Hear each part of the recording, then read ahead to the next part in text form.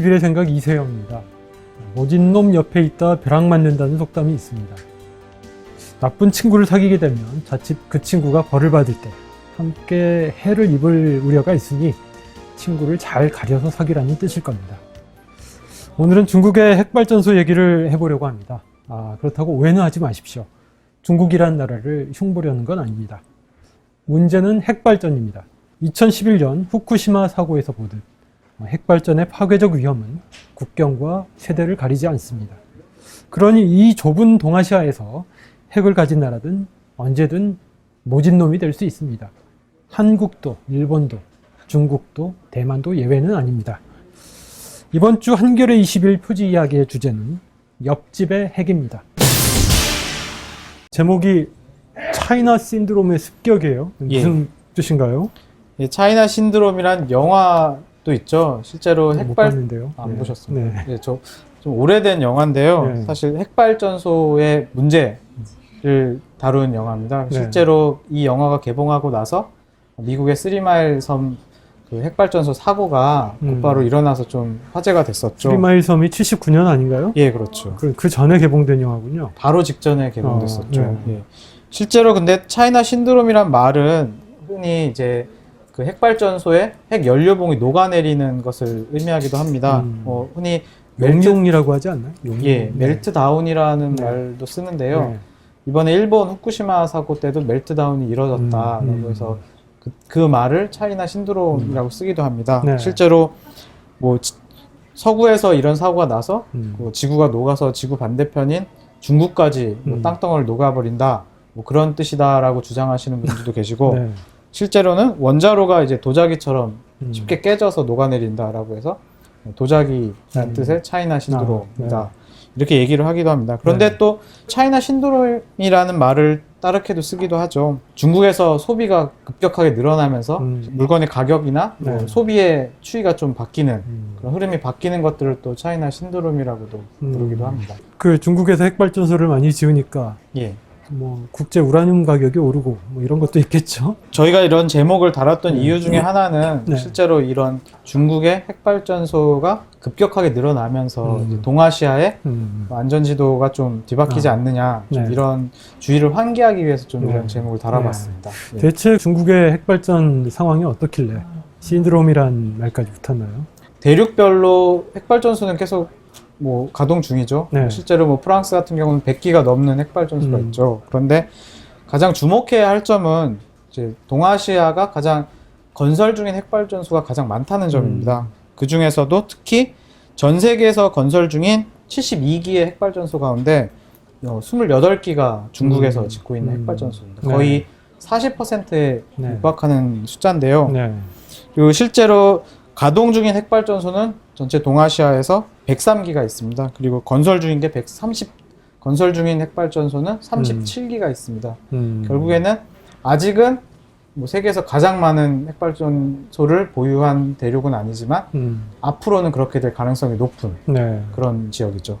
근데 사실 이 핵발전소의 밀도나 혹은 규모를 보면은 이제 동아시아에서는 한국이나 일본이 더 심각하지 않은가요? 사실 한국도 새로 짓는 핵발전소의 수가 많죠. 일본 같은 경우는 그 후쿠시마 사고 같은 정말 재앙과 같은 사고를 겪었던 나라고요. 근데 주목해야 할 점은 네. 중국이라는 그 나라의 특성입니다. 실제로 중국 같은 경우는 저희가 이번 취재 결과 네. 그 핵발전소의 운영과 관련한 내용들이 투명하게 관리되지 않는다는 점을 좀 확인할 수가 있었고요. 네. 그리고 또 홍콩과 중국의 관계에서 나타났던 핵발전소의 갈등 사례에서도 뭐 사고가 나거나 혹은 핵발전소가 고장을 일으키거나 했을 때 그런 내용들이 제대로 밝혀지지 않고 밝혀지더라도 한참 뒤에 방사능 누출이 일어나도 한참 뒤에 알려지는 그런 류의 문제들이 있었습니다. 결국에는 핵발전소는 늘어나고 있지만 핵발전소의 운영이나 관리 등에 있어서는 좀 투명하지 못해서 앞으로 크게 우려가 되고 있다. 이렇게 지적할 수가 있겠죠. 그 뭐 관리 인력도 그다지 풍족하지가 않다면서요? 예, 실제로 중국 정부에서 이런 것들을 조사를 한번 했다고 합니다. 네. 한 결과 일반적으로는 30명 넘는 인력이 핵발전소 한 기당 운영하는 게 보통 핵발전 국가들이 네. 안전 요원들을 배치하는 수인데요. 중국 같은 경우는 실제로 24명에 그쳤다고 합니다. 실제로 그 이유 중에 하나는 중국이 급격하게 발전소를 늘리다 보니까 네. 또 안전 요원이나 좀 보안 혹은 뭐 건설 같은 이런 것들의 전문 인력들을 배출하는 시간들이 좀 걸릴 수밖에 없죠. 그렇다 보니까 그 수요와 공급이 맞지 않게 되면서 네. 네. 결국에는 핵발전소 운영하는 데 있어서 안전 요원, 안전 인력들을 제대로 배치하지 못하게 되는 상황이 일어날 수 있다. 사실 이제 중국에서 이제 한반도 이 남단하고 가장 가까운 지역이 산둥성 지역 아닙니까? 이번에 다녀오셨죠? 예, 예, 가보니까 어떻든가요? 예, 뭐 저희 뭐 평택이나 뭐 이런 쪽에서 배를 타고 가면 뭐 하룻밤 자고 가면 뭐 갈 수 있을 정도의 거리인데요. 실제로 이곳에 가보니까 또 이런 느낌이 들더라고요. 실제로 1970년대에 뭐 한국의 핵발전소가 건설될 때 뭐 많은 갈등들이 있다고 네. 이제 그때 당시 보고가 되지 않았습니까? 네. 근데 거의 비슷한 일들이 일어나고 있는 거죠. 네. 마을 주민들이 이주를 하고 실제로 그 마을에서는 이게 핵발전소라고 듣긴 하였지만 뭐 어떤 위험이 있고 또 어느 근방까지 살아야 되고 그런 것들에 대한 지식이 좀 부족한 상황, 네. 뭐 그런 것들을 좀 확인할 수가 있었습니다.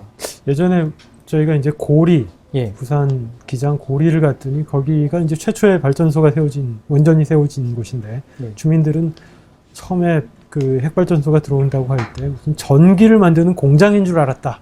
이렇게 말씀하시더라고요. 거기 사정이 비슷한가 보죠? 뭐 중국 같은 경우는 그 산둥성이 아니라 광둥성에 있는 다야만 핵발전소가 네. 중국 최초의 핵발전소거든요. 네. 그 마을에 그 앞에 있는 다펑이라는 마을이 있습니다. 그쪽에 가서 뭐 주민들한테 뭐 잘 알고 있느냐라고 물어봤습니다. 그래서 네. 실제로 공장이다 라고 대답하신 마을 주민분도 계셨고요.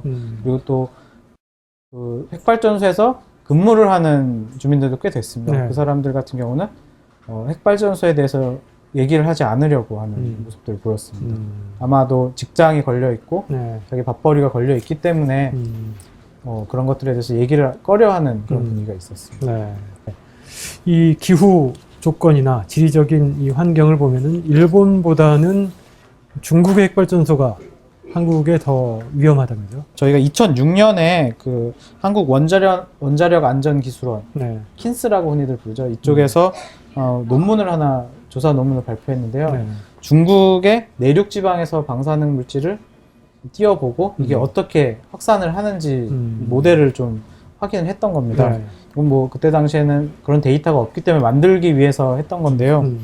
그 결과 방사성 물질이 대기를 타고 거의 2, 3일 안에 한국으로 들어오고 그것들이 뭐 제주나 부산 이렇게 쭉 퍼지는 게 거의 사흘이면 충분했다 이런 결과가 있었습니다. 네. 그 말은 결국 중국에서 산둥성 뭐 이런 내륙에서 사고가 났을 경우에 한국에서 곧바로 피해를 볼 수 있다. 거의 뭐 한국 안에서 사고가 나는 거와 비슷한 수준이다 라고 볼 수가 있겠죠.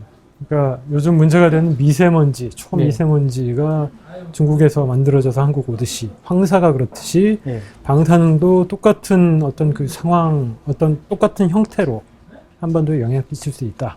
이런 얘기가 되겠네요. 방사능 물질 같은 경우는 반감기라는 게 있죠. 그래서 흔히 방사능 물질이 노출이 됐을 때는 다양한 이제 뭐 물질들이 있습니다. 근데 반감기도 다 다르고요. 뭐 인체에 미치는 해로움도 다 다른데 그런 것들이 퍼진다 하더라도 이렇게 짧은 시간 안에 퍼진다는 것은 좀 치명적일 수가 있다는 것을 의미하는 거기도 합니다. 네, 알겠습니다. 중국 얘기를 하셨지만 예. 사실 이 동아시아 지역 같은 경우에는 인구도 많고 네, 밀도도 높고 예. 또 핵발전소도 밀집해 있기 때문에 만약에 이제 핵사고가 일어난다면 그 대응도 일국적인 차원에 그쳐서는 안 될 것 같아요.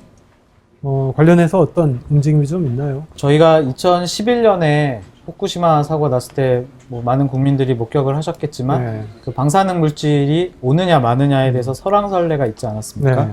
그래서 그 이후에 이제 한중일 3국에서는 뭐 많은 고민을 한 것 같습니다. 네. 그래서 지난해 10월에 그 세 나라가 함께 그 핵발전 사고에 대한 정보를 공유하자 이런 논의가 좀 구체적인 합의를 이뤘고요. 그래서 원자력 사건 정보 교환 체계를 구축을 했습니다. 뭐 실제로 사고가 나면 빠른 시일 안에 바로 통보를 해주고 뭐 어떤 일들이 있고 어떻게 해야 된다 뭐 이런 것들을 하고 있는 건데 국민들이 느끼기에는 좀 많이 늦은 감이 있겠죠. 뭐 2011년에 그런 큰 사고가 있었는데 이런 것들이 논의가 그동안 되지 않았다는 걸 또 의미하는 거기 때문에 좀 미덥지 못한 측면이 있는 거죠.